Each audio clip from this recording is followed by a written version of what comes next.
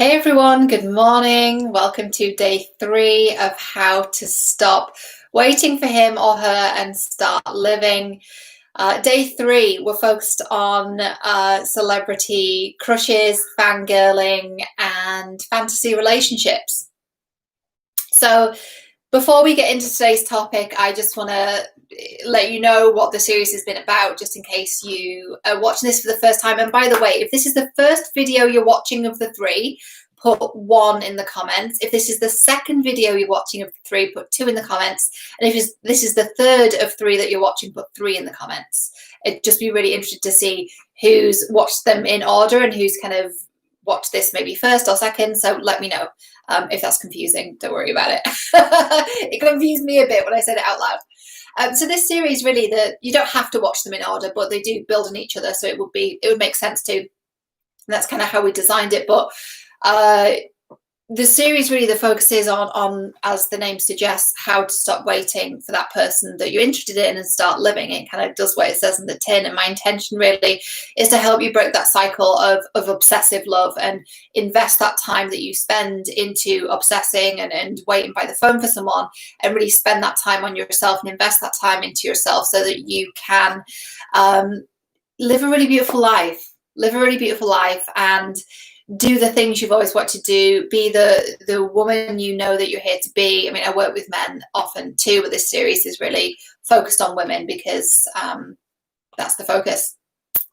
But it's really about becoming the woman you always knew that you could be, and we do that by removing all the sludge and layers and all the crap on top of us, which I think I gave an analogy in day 1 about the alien autopsy scene in Independence Day. It's like that. You're like removing all the sludge, and underneath there's like a really beautiful sentient being. It's kind of like that. So you remove all of the, memories of traumas and things that made you feel like you weren't good enough, or you were too much, or you somehow didn't fit, or ideas that you had to wait for love, I had to wait to get your needs met, all of that. So yes, we've gone through that over the past couple of days, and really that's been the focus. And if you do want to go deeper with this, Infinite Love is enrolling. It's the final 2 days to enroll. So Friday and Saturday. If you're watching this afterwards, then still go to the page and sign up for the free lessons. You can still get some information there. But if you're really ready to go deeper with this and understand why it is you've been waiting by the phone for someone who isn't choosing you, you wonder why it is that you can't move on from someone, that you're stuck in this cycle of obsessing about them, and it seems like someone else has got all this power over you. There's reasons why that happened, and it comes from what we experienced as kids, often in our family homes. And yeah, it gets us in this pattern of waiting. So I will put the details for Infinite Love down below if you have any questions. Best place to reach out to me over the next 2 days is Instagram. Send me a DM. My handle there, Cheryl Jamie, and I'm happy to answer any questions that you have. So how does today's topic then relate to this theme of waiting and helping us to not wait and to move forward? Well, when we are, okay, I'm going to take a step back for a second. So there's 3 topics we're covering today, but it's really, I see it in like 2 major categories. So we're talking about celebrity crushes and being a fangirl. So that's 2 topics, but it's really 1 over here.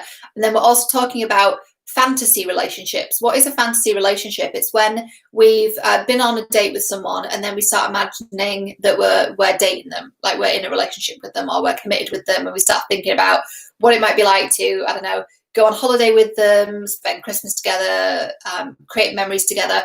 But it's not really aligned with what's happening in reality, should we say.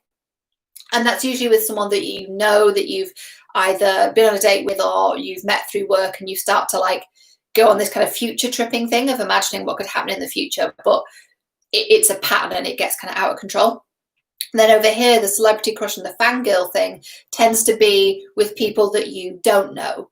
It tends to be with people who are maybe public figures. Perhaps they're like an actor or an actress, or they're, a musician or a performer or some kind of artist, or maybe they're an athlete, or maybe they're a well-known entrepreneur, like whatever it is. They're someone that you have a crush on. And what I want to focus on there particularly, and this is a topic that I'm very, very passionate about, having spent like a good decade on Tumblr. If you know what Tumblr is, then let me know. I'd love to see if we have anyone from Tumblr here. It's something that I know really, really well, and I have a way of teaching this that I think is different from perhaps what you've heard before. So I don't really know anyone who's in dating and relationships who talks about a celebrity crush and how it actually helps you find love. I want to talk about that, and I think that's perhaps what we'll go on to next, is how having a celebrity crush is actually not a bad thing, and it's just giving us feedback on what it is that we want. So I'm going to give you a little exercise of how to use that, how to use a celebrity crush as an opportunity to really understand your needs in more detail and understand what it is you're looking for in a partner. So there's a lot of really good information there that I want you to be able to kind of harvest from that, what seems like a random celebrity crush. Before we go any further, I just want to also say my energy might be a little bit lower than it has been the past few days. I know I have a lot of fire in my birth chart, so I'm very like rah, fire, and I've got like a Mercury in Aries, which means my communication's very fiery and full on. A little different today. You might be able to tell my voice is a little bit hoarse, and I feel a little tired. I slept okay last night, but I was awake for about an hour between like 4 and 5. So my sleep was kind of interrupted. So I am a bit lower energy today, but I know you guys are really sweet and kind towards me. I'm perfectly fine. I'm good. There's nothing to worry about at all. But just know that it might be a bit more mellow today than it's been the past few days. It was really high energy the past few days, and I think, you know, being a hardcore introvert, that's possibly why I feel a little tired as well. But just a heads up that it might be a bit more mellow and a bit more chilled and a bit more laid back. So yeah, that's the vibe today. That's the vibe. That being said, though, I think out of all the topics we've had this week, I think this is actually probably the one I'm most excited about. I was pretty excited about yesterday, but this is really an exciting topic because this was a pattern for me for a long time. And here's the thing: there's this really fine line between self-improvement and self-acceptance, and the line is a little like a tightrope. Actually, it's a little like a tightrope because it's about trying to establish, well, is this a part of me that I need to fix and grow and heal from and move through, or is it a part of me that I need to accept? Out of one of the events I hosted in Bristol last year, there was a question actually during the workshop. At the end of the workshop, I asked everyone what was the biggest takeaway, and there was a lady that said, you know, I don't know which of these patterns I need to fix and which ones I just need to accept. And at the time, my internal dialogue went, well, you've got to fix all your patterns. But it's interesting because I have thought about that a lot since then. Hello, what an introvert I am, one INFJ. I'm like completely thinking about something someone said to me one time a year ago, still thinking about it, because there's a lot there. There's a lot of wisdom to harvest from that. So how do you know the difference between a pattern in your dating and relationships and your attraction to people? How do you know it's a pattern that you need to either heal from and it's not healthy, or just accept about yourself? How do you know the difference? There's a lot of ways that people teach on this. My perspective on it, take this as it resonates. Obviously, my perspective is if it's causing you like harm and pain and it's preventing you from moving forward, then it's probably something you need to look at and heal. But if it's quite benign, it's quite harmless, it's quite fun, you quite enjoy it, and it's not really preventing you moving forward from anything in any way, then I don't think it's something that you particularly need to change. So I suppose an example would be, I'm a massive nerd. Hello, I'm Cheryl. Massive nerd. Huge, enormous nerd. And that's something that, you know, when I was at school, I was bullied for. So for a long time, I very much pretended not to be the nerd, which looked like in my 20s, being Cheryl the party girl, going out, being someone I really wasn't. And I mean, there was alcoholism and drug use involved too, which was from trauma, whole story. But basically, I pretended to be someone I really, really wasn't. I pretended to be very extroverted and pretended to be very kind of cool. And I'm not cool at all. But the good thing about that is it's now cool to not be cool. So there you go. There's a good turn of events. So for me, like, it was very, very healing to accept that I'm really nerdy and to accept those parts of myself and to understand that nerdiness is very, very useful for what I do. So for example, I love patterns and themes. I love to spot patterns and themes in people's psychology, and that's super nerdy. The task I'm going to take you through with the celebrity crush thing is super, super nerdy. And it makes me really good at my job because I get really curious about people. I'm like, oh, I wonder why they do that, and I wonder why that's that way, and I wonder why I'm attracted to that person and also that person, and they're different, but how are they similar? Like, that's super fucking nerdy. It's a really nerdy thing. And having accepted and embraced that side of myself has been really good for me. It's been healing, and it's also been productive, right? Sorry, I'm playing with my hair a lot because I didn't dry it and it hasn't really sat right, so it's annoying me. But there are bigger problems in the world. So yeah, that's the part of me that I accepted, but the parts that I need to look at was the ways in which I had habits attached to my nerdiness that perhaps weren't really serving me. Like, okay, is it wrong to read fan fiction? Do you all know what fan fiction is? If you need me to explain, let me know in the comments. I'm happy to explain. But is it wrong for me to read fan fiction? Like, when I was in my 20s, I still read it now, actually. Let's not lie. Is it wrong to read fan fiction? No, I could pick up a book and read a novel, or I could read some fan fiction. There's fan fiction that's moved me to tears. There's fan fiction that's more powerful than a New York Times best-selling book. Like, there's a really good fucking fan fiction out there. Is it wrong? No. But during my 20s, when I was reading it till 3 a.m, then getting up for work and being exhausted and not being able to do my job, like, that's a bit of a problem.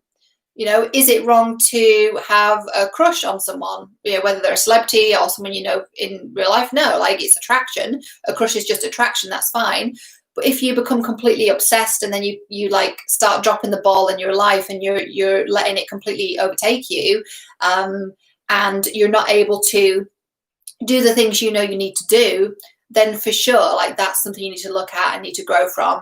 And that's, yeah, we need to look at that.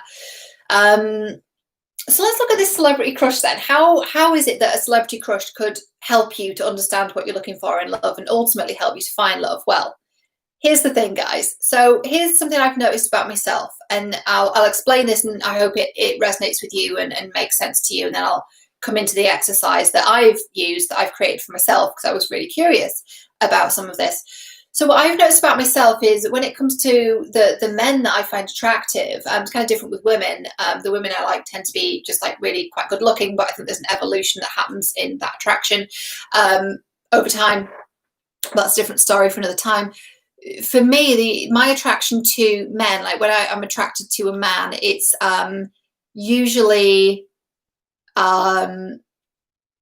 it's usually not about the way they look. It used to be in my 20s, but that was also when I wasn't really being who I was and wasn't really embracing who I was. But now I've noticed this theme. I'm like, they're not actually that good looking. I mean, I think that I'm like, oh, they're attractive, but they're not like, if you looked at a picture, you wouldn't be like, oh, wow, that's a really good looking dude. You'd be like, that's someone that's kind of average looking, or maybe even not good looking at all. So why is that then? I got curious about that. And every time I thought, you know, an actor or an athlete, or not really an athlete, because athletes are usually quite aesthetically pleasing, you know, whether it's an actor or a musician or a public figure or an entrepreneur, I'd look at them and I'd write a list and I'd be like, what qualities am I attracted to? So this is something you can do as well. Write a list of what qualities am I attracted to in this person, or what qualities do they have, and just list them out. And it might be, they seem really smart, they seem really driven, they seem like they're really comfortable in who they are and they express who they are, they're really creative. They seem to be a bit of a rule breaker, like they don't really go along with the status quo, they kind of shake things up and they kind of carve their own path. I like that. You know, they seem to like be quite playful and funny and have quite a good sense of humor and like to laugh. I mean, who doesn't like to laugh? So you can start writing these qualities that this person has, and then each time you find yourself I don't know, watching a film or a TV show or an interview with someone or whatever it might be, or you see something on the internet and you go, oh, I think that person's quite attractive. Just get really curious about that and write another list, like, what qualities am I finding attractive about this person? This is where my nerdiness really really comes in, because I get curious, like, what is it about this? I don't think I really have a type per se. Like, I don't have a type in terms of looks, but certainly there's some commonalities with the qualities that I find attractive. And so what we can do is then you can compare these lists. You can compare them. I don't waste my evenings, let me tell you. We can compare these lists and we can look at them and go, okay, where am I seeing the same qualities pop up again and again? We can either literally look at them side by side, like in our journals, or we can just think about it and go, oh, okay, intelligence, that's come up a couple times. So is that something that I really value? Yeah, it is. And for me, it is. I really value intelligence. I know there's like that whole sapiosexual thing. Like people say it's a sexual orientation, which I think is bullshit. I think it's more of a bit of a kink and a fetish, actually, and more of a sexual preference and an attraction than it is a sexual orientation. So sapiosexual is the people who say they're really turned on by intelligence. And I'm like, I think I have that. I'm pretty sure I have that. Maybe you do too. I don't know. But intelligence has always been something that I've really valued, in myself, if I can say that. And in other people, and definitely in my partners. I couldn't date someone stupid. I mean, I have in the past when I was, perhaps being a bit shallow. But if I look at people like, the people on Love Island, I'm sure they're lovely people, but they look good, but I'm not attracted to them, right? And so what I started to notice was the qualities that actually I really value are things like intelligence, playfulness, drive, motivation, success to a certain extent, but it's not really the success I'm attracted to. It's the drive and the dedication, the devotion, and the resilience and strength it takes to get to that place.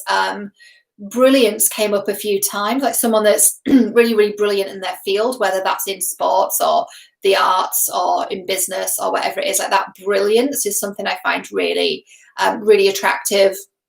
And so I just got really curious about that and started to take these like random celebrity crushes that I'd encounter every now and again of going, oh, that person's really attractive to me, and getting curious about why that was and finding these common themes and drawing out and going, oh, so actually what I'm looking for in a partner is intelligence, sense of humor, playfulness, drive and motivation. Like they're a hard worker, that they're ambitious, they want to get shit done in the world. They have an element of like giving back. I don't want to say they're like a philanthropist, but there's some element of like, I want to do good, I want to make a difference. They're probably pretty fucking nerdy as well. Most of them are introverts, and they're also sexy, which I know is very subjective, but like, yeah, I find them sexy. So can you see then how we've taken something that can be quite innocuous and benign as a celebrity crush, and we've broken that down and got really curious about the qualities we're finding attractive in a person, and we've used that to actually get really clear on what we find attractive and therefore what we're actually looking for in a partner. So there's nothing wrong with any of that. There's nothing in there that if you came to me and said, hey, look, I notice I'm attracted to different people and this tends to be the theme and these are the qualities, there's nothing in there that would make me go, oh, that seems like a problem. But it becomes a problem when we start to get obsessed. And this is when we start to get into the fangirl territory. So what is a fangirl? How would I describe a fangirl? It's kind of when you're a fan of like, I don't know, it's something that happens more with people that are a little bit younger. Like I say, like in your teens or early 20s. And why would we do that if we're older? It's because a psychological process has got stuck in our teenage years, and I'll come to that in a second, and we haven't really grown and evolved beyond it. That's also why we sometimes see grown-ass adults acting like children.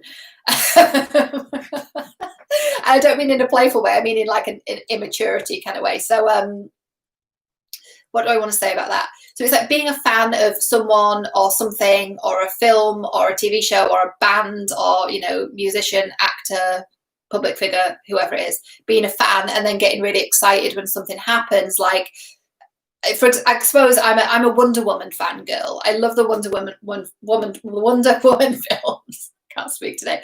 I love the Wonder Woman films. I really get excited when I know there's a new film coming out, and if they post like stills and photographs of behind the scenes or what the costumes are going to look like, I'm like, oh my god, let's have a look. Like that's being a fangirl. That's fangirling, the verb. And again, there's nothing in that that's wrong or bad or that we need to change about ourselves. It's actually quite a cute, endearing thing. And there's a lot of community that we can get from that. There's a lot of community in terms of we can find other people that like the same film or like the same band or like the same sports team.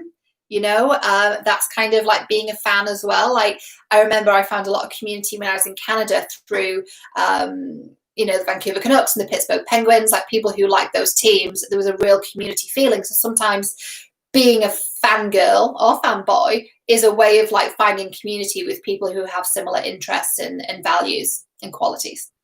So there's nothing wrong with that. But again, it becomes a problem. It's kind of like we talked about addiction yesterday. It becomes a problem when it takes over and we become really, really obsessed. And I don't know if I can really describe what obsession looks like, but I mean, you'll know what it is for you. It's like when you spend like hours and hours and hours and hours sinking yourself into content and like losing your grip with reality a little bit. That's when it can become a bit of a problem. But again, it's like it is a fine line, because when I was on Tumblr, when I'm still on Tumblr, I've got a business page on Tumblr now. I love it. I've been neglecting my Tumblr family this week, though. I must post something on there. So Tumblr is a place where a lot of people who are fans of like a band or an actor or a film or whatever it is, or a sports team, they kind of congregate and talk about the thing that they all mutually love. I suppose a good example, like back in the day when the Harry Potter books were still coming out, everyone got really excited when one was going to be released. Like that was a fandom. That was a community of people that were fans of this thing, this book, this world that had been created. Fictional, but what was real about it was how people came together and shared in their mutual love of it. Comic cons are the same thing. It's people coming together to celebrate something they all love.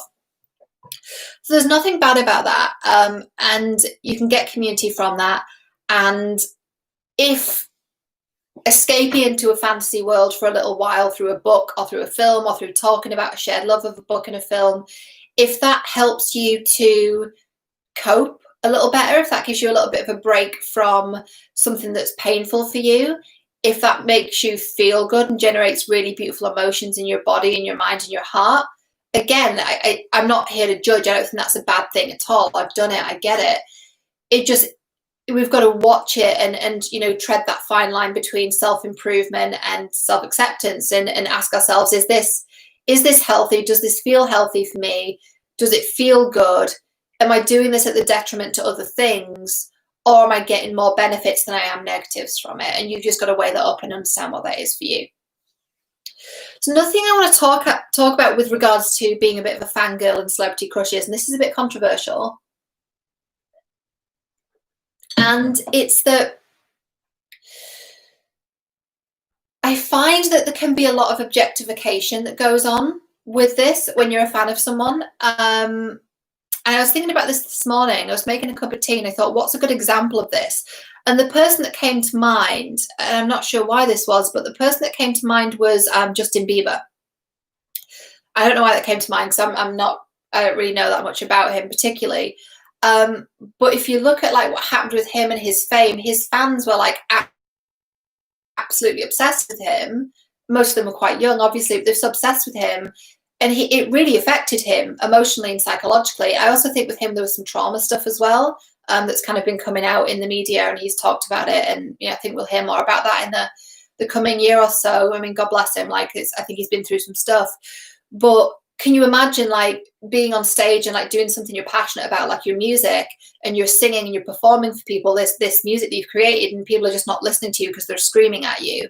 Or can you imagine like, you know, having something to eat and coming out of a restaurant, and people are just, there's like camera bulbs like flashing in your face, and people are screaming and trying to get a selfie with you and get a piece of you and wanting a picture and can have an autograph. And there's something about that that's really disturbing about our culture, in the, well, okay, I've got thoughts all over the place, but I'll finish my train of thought here first. There's something really disturbing in our culture, because what that does is that person becomes really, really unseen, because when you're doing that, when you're a fan on that level, and you're not just like, oh my God, I think this person's really cool, and oh my gosh, I can't believe I like got to meet them and I really admire them and love what they're doing. That's kind of admiration, and it's a bit like being a giddy fangirl. And you know, it reminds me of when like Chrissy Teigen said she met Beyonce, and she's like, nice to meet you, my queen, and like bowed, and she's like, oh my God, like how embarrassing. That's kind of cute and benign, and like that's fine. And that's when people get a bit like starstruck or whatever. I've met people in the public eye before. I'm trying to think who the most famous person is. I served coffee to Ice Cube once in Canada. I was 18, and I made him a mocha. True story. I served coffee to David Duchovny as well from the X-Files when I was 18. Worked at a coffee shop in Vancouver for minimum wage. He was lovely. He was really sweet. And I didn't meet Tom Cruise, but I walked past him. He was filming a movie by my house in Vancouver, like literally like 4 doors down from my house. He was under a bridge, not like a troll. And I was little, but he was filming, I think, a scene from like a Mission Impossible film. And one of my friends that was with me, I remember it was January 3rd. It was just after New Year. We hadn't gone back to work yet.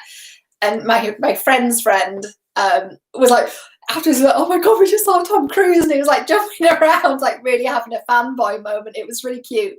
I think that's quite normal when you've seen someone on a screen, or you've followed a sports team, then you get to go to the game. And, you know, I remember saving up and buying tickets to watch the Pittsburgh Penguins in Pittsburgh in the States when I was over there, and you know, seeing Sidney Crosby, who's an athlete and I think one of the best hockey players of our generation. I'm like, oh my God, I get to see him play live. Like, he's got so much skill. Like, how amazing! What a blessing to witness this greatness. And there's nothing wrong with that. If it's someone that you admire their brilliance in their field, that's great. Right, but when it gets obsessive, it gets a bit weird. But you know what we do in our society, and I've been studying Roman and Greek mythology, and it's interesting because in ancient Greece and ancient Rome, they had gods. And they would worship the gods. And what we really do now is we kind of do the same thing, right? And our gods are our, you know, Beyonce's and Taylor Swift's, and our gods are our sports people, and our gods are our actors and actresses, and we elevate them to godlike status when they're not, they're people. And so going back to like the Justin Bieber thing, it's interesting because, you know, he was very, very young when all of that was happening, and I think psychologically it really affected him, notwithstanding the trauma, which is separate and different, which I don't really know that much about, but I've read things, you know, God bless him. You know what that does to a person, and here's the controversial part of this, is that what I've seen is that it's generally the female fans objectifying the male celebrity, and there's something really, really painful for a man, or for anyone really, being unseen.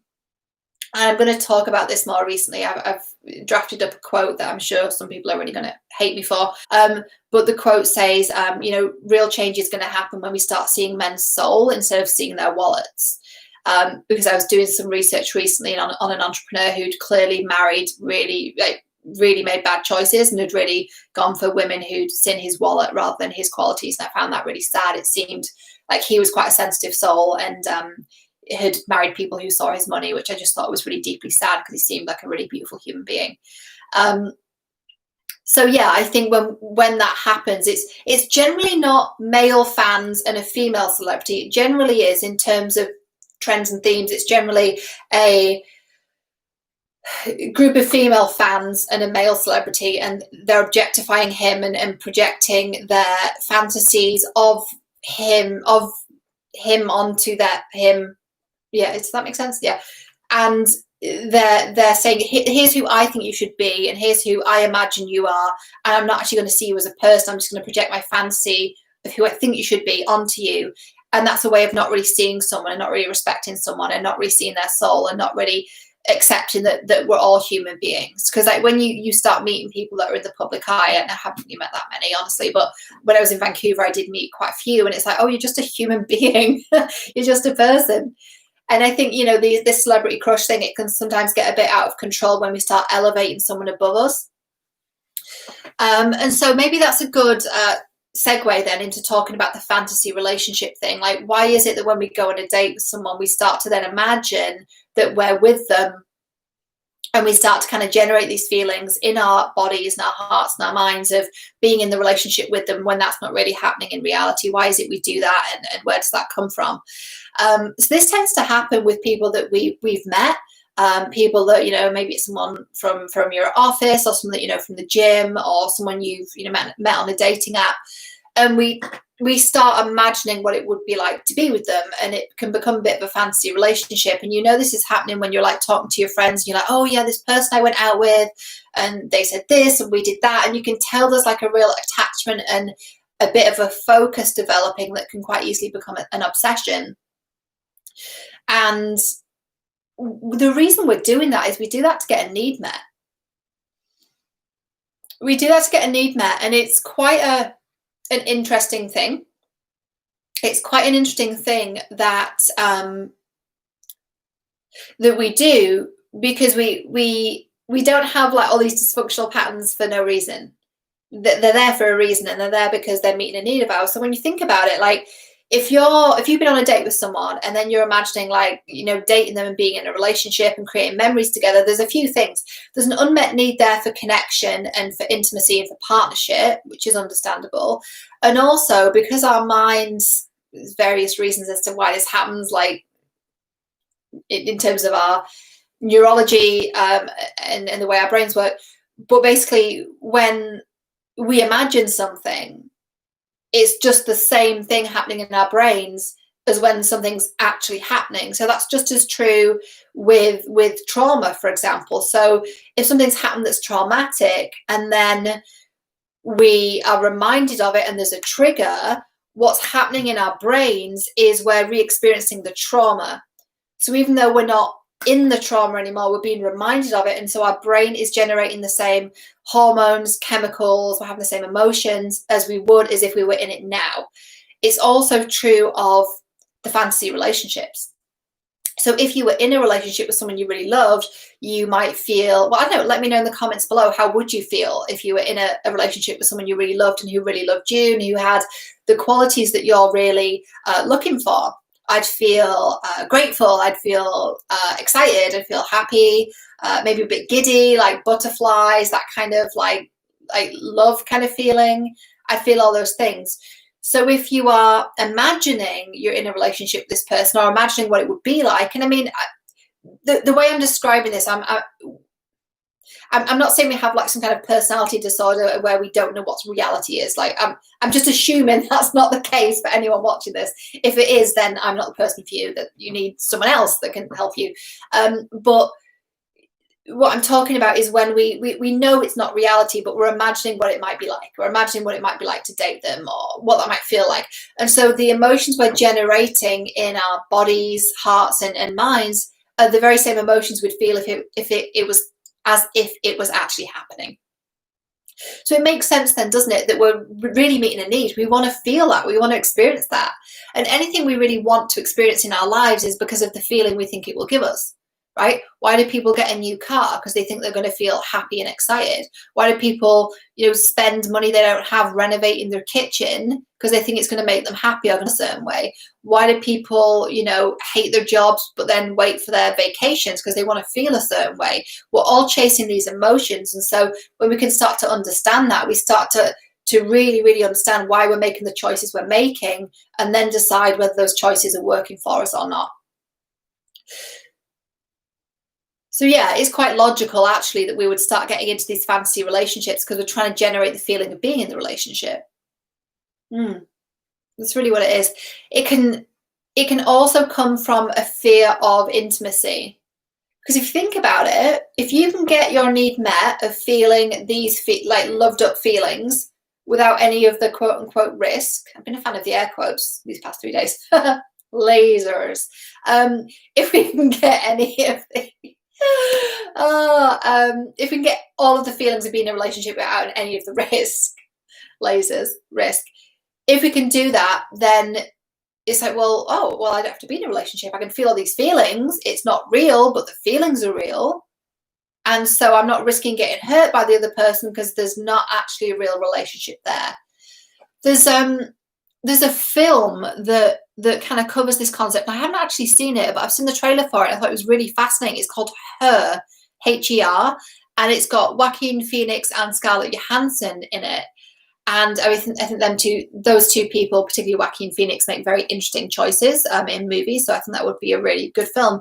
But the film is that he falls in love with his computer program, which might sound a bit wacky, but the way they do it is quite, looking at the trailer anyway, it's quite convincing that she's like this kind of artificial intelligence that responds to him and talks to him like a person would, and he starts to generate this relationship with her.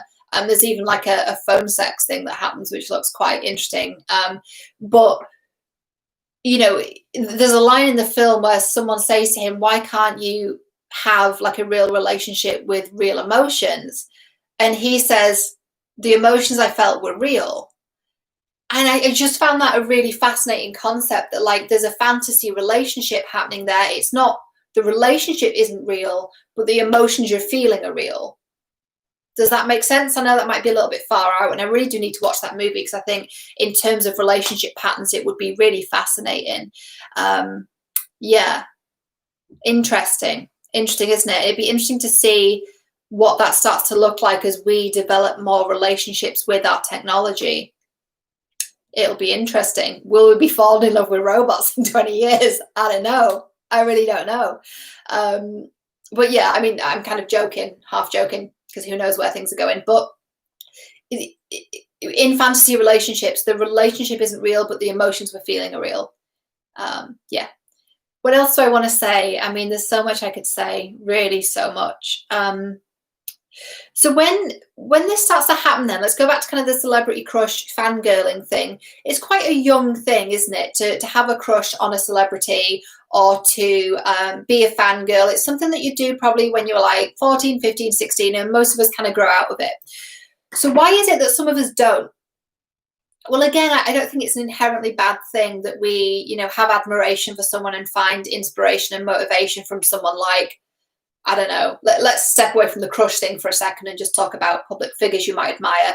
You know, I really admire what Patty Jenkins has done with the Wonder Woman movies. I really admire Beyonce and what she's accomplished. Like, that's all good. That's quite a normal thing.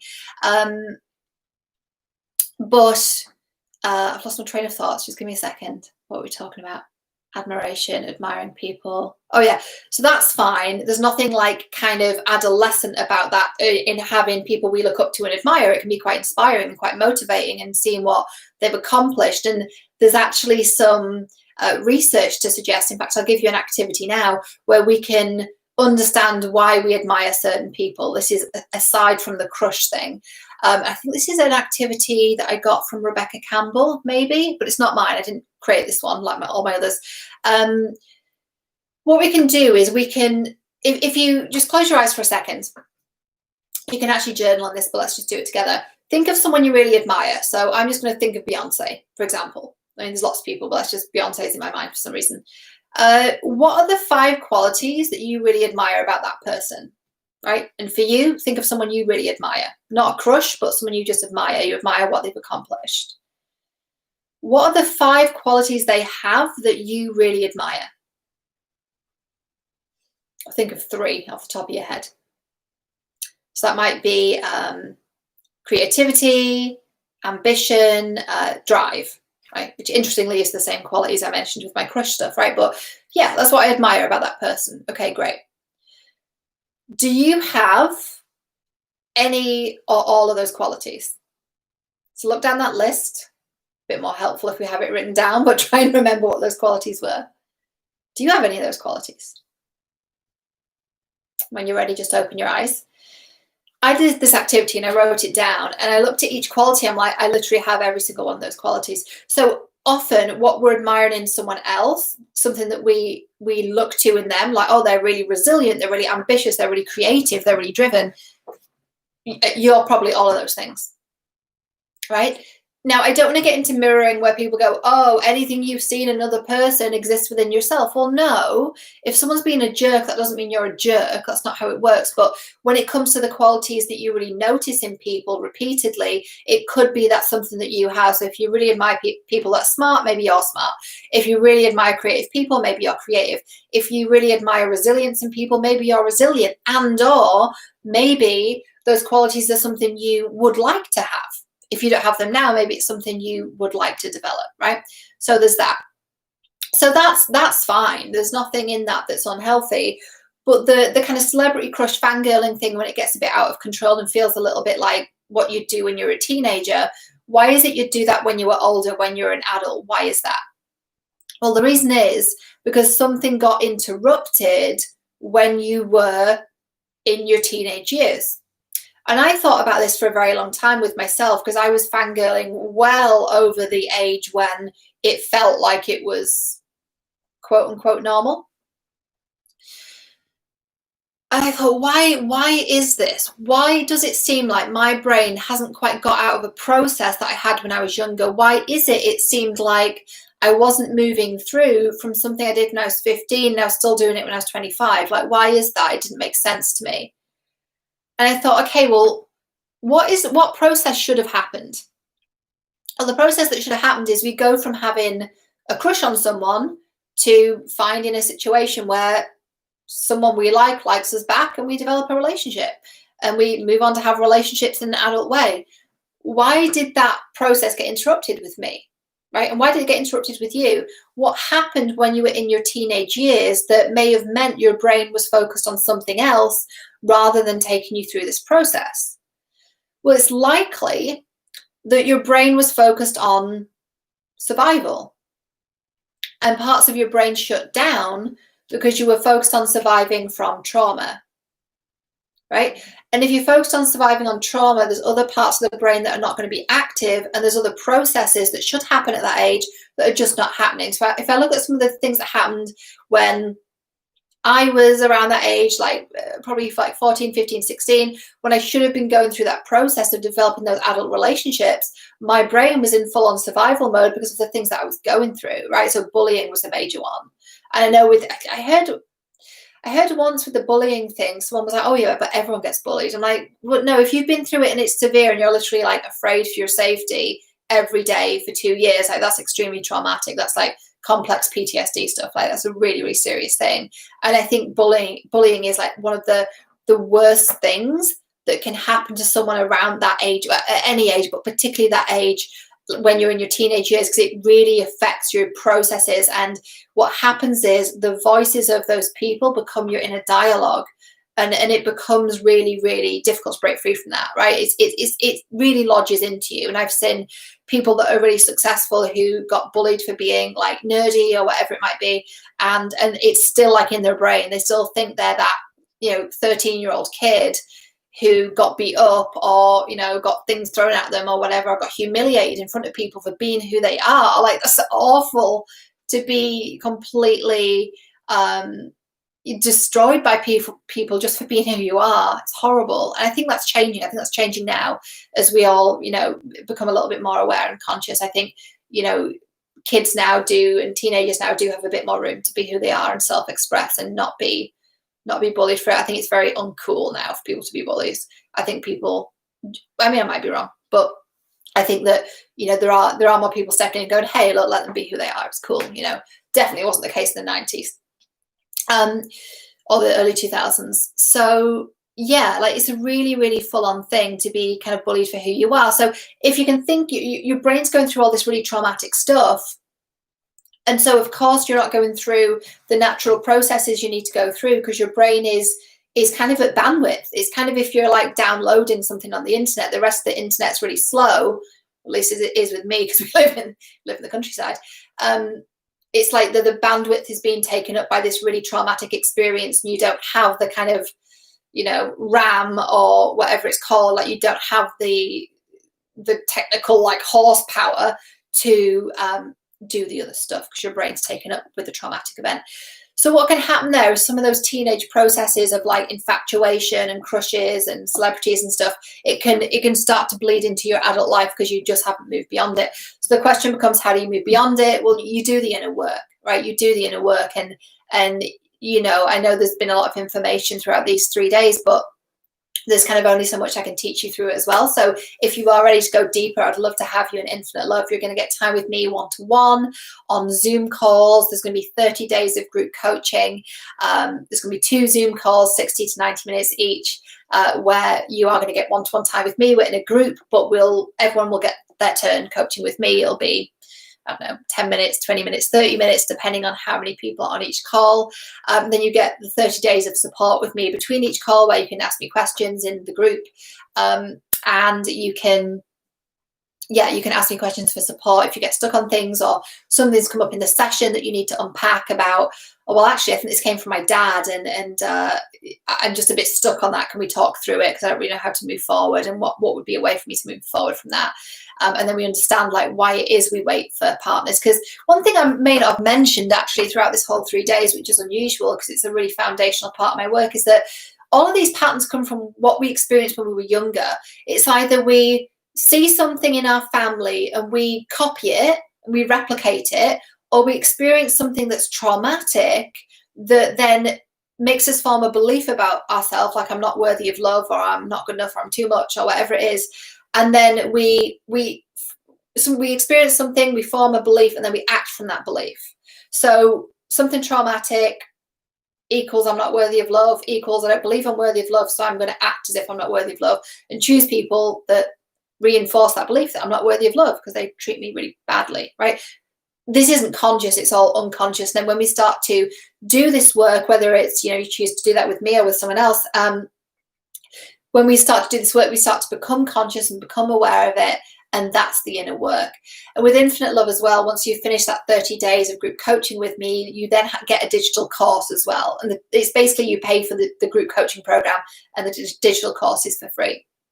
And in the course, there are 70 video trainings. There are 10 meditations and activations to really help you step into your heart and connect to your soul and understand who you are and take your power back and put the focus back on you instead of the other person.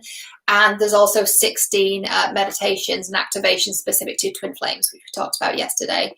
And there's also 6 brand new video trainings that are being released every Monday for 6 weeks. And the second one is coming out this coming Monday. There's a lot there. Yeah. So if that feels like it's right for you, the details are down below. Definitely send me a message on Instagram if you have any questions, and the doors are open until tomorrow, Saturday, August 15th. So yeah, 2 days left to enroll. I'd love to have you. It's a really rare opportunity, actually. I don't know how many times in the future I'll do group coaching because, my bandwidth is only so much. So I would definitely take that opportunity if I were you, because what it's going to do is collapse time and really help you. Instead of you being like, how do I do this? I don't know how to get out of this pattern. Well, I'll help you do that. And we do that through coaching. And what I do in coaching is it's you and me. I can see you because we're on Zoom, and it'll be, your face here and my face here. And I'll say, okay, what is it that's coming up for you? And you'll be like, well, I know I seem to have this pattern of just like obsessing about people. I go, okay, what does that pattern look like? Well, this is what happens. And okay, how does it start? What tends to be the trigger for it? Well, the trigger is I tend to go on a date with someone, and then I start to think about a future with them, and it gets out of control. Okay, great. Is it okay if I ask you some questions about your childhood home? Sure. Okay. So what was your childhood home like? Describe it to me. Well, it was, kind of chaotic, and my mum and dad were always fighting. And okay. And what about your relationship with your dad? What about your relationship with your mum? What was that like? Well, I got on really well with my dad, but with my mum, I kind of had this really fraught relationship, and, it's still not really good. And I just felt really like unseen by them. Okay. So would you say your needs were met? Not emotionally, no. I always had, food and shelter and clothing, but I didn't really feel seen or appreciated for who I was. Okay.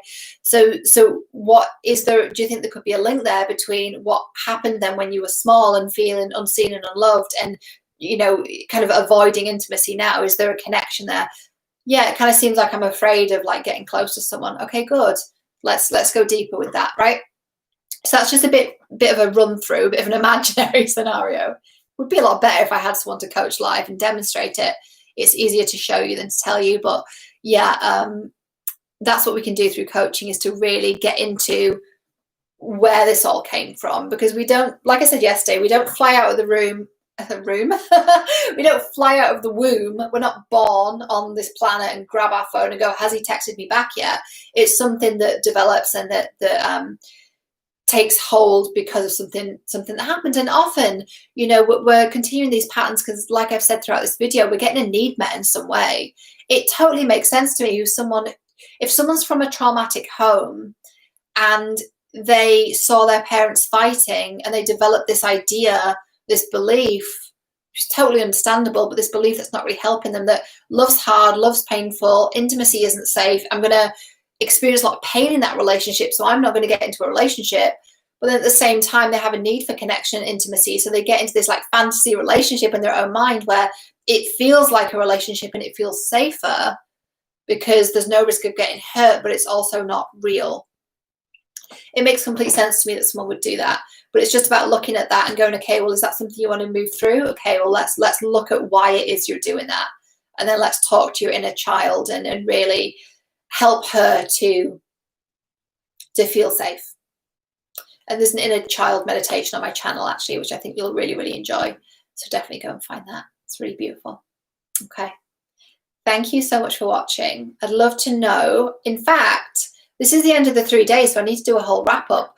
Let's go back to, do you remember on day 1, If you haven't done these in order, then this might not apply to you. But do you remember on day one, I said, what is the outcome you want from, what's the outcome you want from this 3-day experience? What do you want to experience in 3 days time? What is it you want to get out of this? And you wrote this. Look at that again, and have we achieved that? Let me know in the comments. I'd love to hear. I mean, I know it's only 3 days live and you don't already have one-to-one time with me, so it's kind of difficult, but I'd love to hear if you have had any kind of breakthroughs. And then 2 other questions. One is going to be, what has been your biggest takeaway throughout these 3 days, your biggest realization, your biggest breakthrough? So that's it. What's your biggest breakthrough? And then what action steps are you going to take as a result of this, right? And your action step might be enrolling in Infinite Love and going deeper with this work with me, or it might be something else. So I'd love to hear what that is. Yeah, is there anything I need to do to kind of round this out and wrap this up? That's always how I like to wrap up coaching sessions as well, is to just get really clear first, like what's the outcome, either for this session, if we just have one session together, or for this program, for this 30 days in Infinite Love, what's the outcome? Where do you want to get to? Then at the end, let's look at the outcome again. Did we get there? Have we moved the needle on that? And then at the end of each session, I like to ask, what was your biggest takeaway and what action step are you going to take? And the reason that's so important, guys, is because it puts you in the driving seat of your own life, right? I'm not here to save you. I'm not your savior. I might be the Empress of Nerd Town. If you are a fellow nerd, I may be your ruler as a fellow nerd. No, I'm not here to fix you or save you. I'm here to guide you. And I think there's this codependency that happens in coaching where people feel like their coach is going to save them. And to be completely honest with you, that feeling that I had about that led me to make some really shaky decisions back in my 20s, or kind of late 20s, really, thinking that this person had all the answers. No coach or therapist should be telling you that they have all the answers and that they know you better than you know you. That shouldn't be happening. They should be leading you towards finding the answers for yourself, and they should be kind of coming to the session with a kind of a clean slate. I think Marianne Williamson calls it the empty rice bowl. It's kind of a funny analogy, but she comes to her sessions with her clients with like a kind of an empty cup. Like, she's not coming with judgments and an agenda, either a literal agenda of point form or an agenda like something she wants to get out of it. She's not doing that. She's like, I'm going to show up for you, but I'm also going to come here empty. And the bowl also doesn't have my stuff in it. It doesn't have my problems or my preconceived ideas about you or anything else. It's just like, I'm going to come to it really clean and really fresh and just be in the moment and be present with you and guide you through whatever comes up. So yeah, it's just a bit of a tip in terms of finding coaches and therapists who can help you, because if you like the way I teach, I mean, I'd love to have you obviously in one of my programs, but if you think, I think there's someone else that's better for me, then just bear that in mind, that they should be guiding you towards your own answers and not giving you like, they can give you suggestions and like homework and action steps and things, but like, it really is more powerful when they say to you, what do you think you need to do? Right? What feels true for you? What's your biggest breakthrough? What have you taken from this? What do you want to do next? Right? Because this is your life. It's not my life. It's yours. And it's really important to empower people to, find that within themselves, find their own power and find their own truth. And it's whatever comes through for people. It's never what I thought it would be, which is perfect. It's perfect that, I'm able to, I know in this video, I talked a lot about myself to give you examples, but in terms of being in a session, it's like, it's up to you. It's up to you. So I think we've rounded out the 3-day series. Is there anything that I need to do to round out the video today?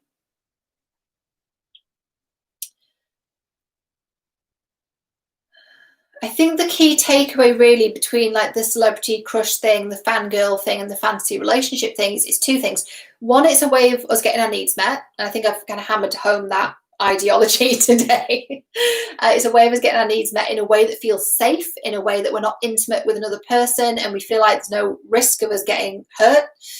So we generate a fantasy relationship to get a need met. So there's that. And then the second key takeaway that I have taken away from my own teachings is that there's also something that happens when we're in our teenage years that interrupts a natural neurological process of developing healthy adult relationships. So that would be my takeaway for me, is to, is those two things. And what I'd love for you to do, if it feels good, and only do this if it feels good, but I think it would be interesting to start looking at your teenage years and try and establish if there's something that happened there that perhaps interrupted that natural psychological process. All right. I think that's everything. Thank you so much for being here. Especially thank you if you've watched all 3 videos, you've taken notes. I would love to hear your key takeaways in the comments below. That would really help me to understand like what resonated, what helped, what came through for you. And it's obviously really motivating and inspiring too, to see how it's helped you. It really helps me then to make more content and just to feel more connected to you and to really understand your breakthroughs. That would be amazing. If you want to find out more about me, I mean, obviously subscribe to the channel. There's new videos every week. There's a back catalogue of videos too. There's meditations. There's a lot here. It's different to the videos in Infinite Love, by the way. I got that question once. What's the difference between your YouTube videos and your Infinite Love videos? And the difference is in the Infinite Love videos, it's in a container where you can ask me questions. First of all, it's a private container. That content has never been made public, and they're trainings. Like, I don't usually do trainings apart from these 3 days, obviously. But the videos I usually do on YouTube are very short. They're not really guiding you through a process. It's just kind of like musings and explaining things to you.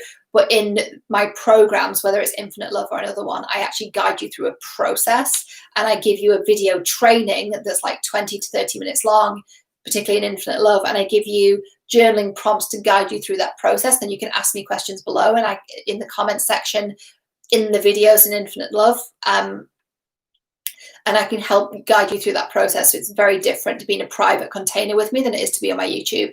Even though, I think on my YouTube, I am quite generous with my content, but it's very, very different to be in a private container. Like, I can actually help you to work through things.